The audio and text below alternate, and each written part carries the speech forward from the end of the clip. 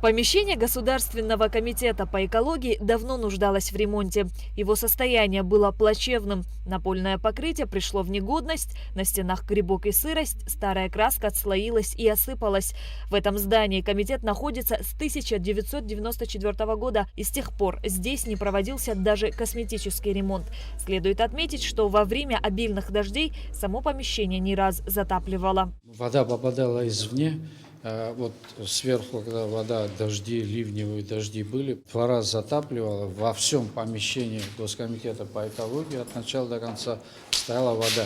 Это все вычерпывалось ведрами, подручными средствами, высушивали, так работали. В прошлом году на заседании Кабинета министров было решено выделить нам средства и сделать капитальный ремонт.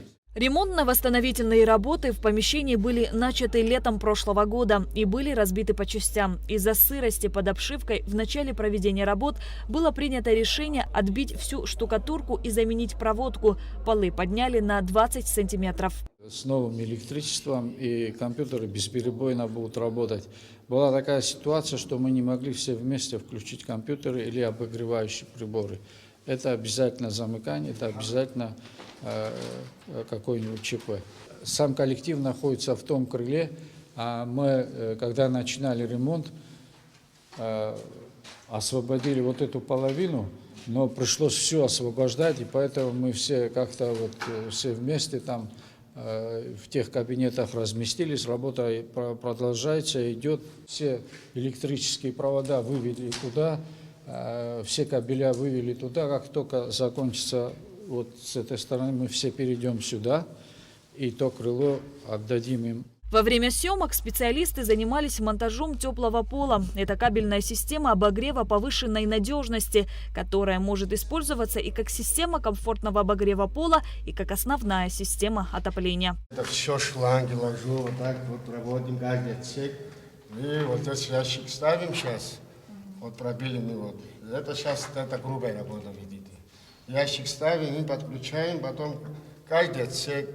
Захотели, выключили, тепло, слишком тепло, регулируем.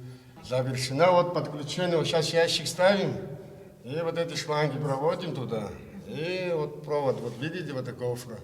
Мы провели, подключаем, там поставим этот агрегат, вот там лежит водонагреватель, бак, котел называется.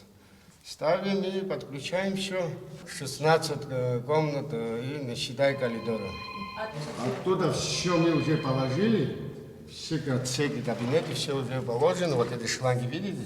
Все положено. Просто осталось подключить горячую воду. И все готово. Потом в дальнейшем там, сейчас они работают там, это как сделается, а туда перейдем потом. В середине прошлого года Госкомитет по экологии обратился в правительство с просьбой о проведении необходимых ремонтно-восстановительных работ в помещении по улице Академика Сахарова в Сухуме. По поручению правительства было проведено обследование помещения и установлены серьезные повреждения, из-за чего сотрудники Госкомитета по экологии не могли выполнять свои служебные обязанности. После чего была подготовлена проектно-сметная документация.